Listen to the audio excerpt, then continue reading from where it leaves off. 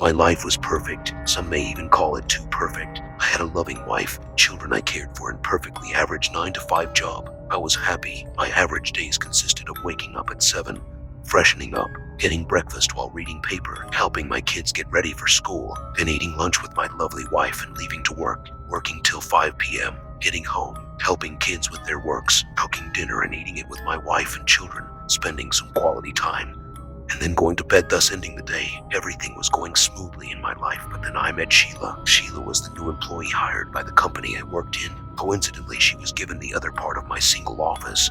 We started chatting, as I am not someone who is rude. We did basic introduction and she was being quite chatty. She then asked me about my wife's workplace. I said, she works in law firm. She then asked, which one? And I couldn't remember where my wife worked. I was dumbfounded. I, who loved his wife so much, didn't even know where she worked. I was red and sweaty, having a panic attack due to not knowing the answer. Cheryl seemed worried, but I couldn't care less, as I was tormented at not knowing such basic thing about the person I loved so much. I called in sick, went home. At home, I explained to my wife what had happened, and she calmed me and said she works at Cassidy Law Firm. I calmed down. Next day I met Sheila and told her my wife's work company. She accepted. Then we went back to talking. She wanted to talk about my kids. She asked my kids' age. I answered both are 10.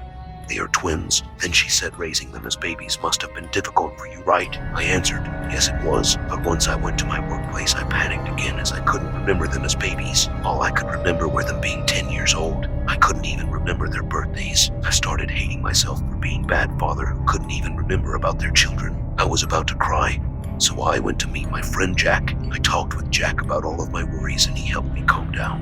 After that I went home. But I was still very worried at my inability to remember important things about my family. It started to beat me up from the inside every day.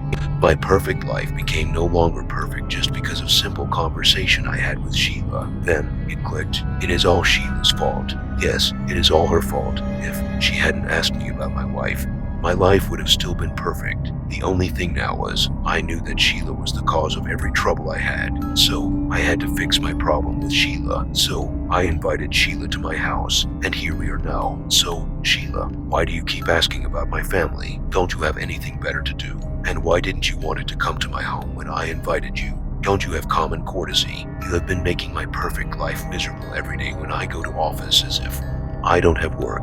Are you fucking dumb? Why are you quiet now? You always keep nagging me at my office. I said speak. Come on, speak as you always speak in the office. I want to hear your nagging voice. Okay, speak for the last time. If you have any defense, well, you not speaking means that you are in the wrong, right? Anyways, I can't spend any more time with you, as I am a married man. You know that, right? So, Sheila, goodbye. Goodbye forever.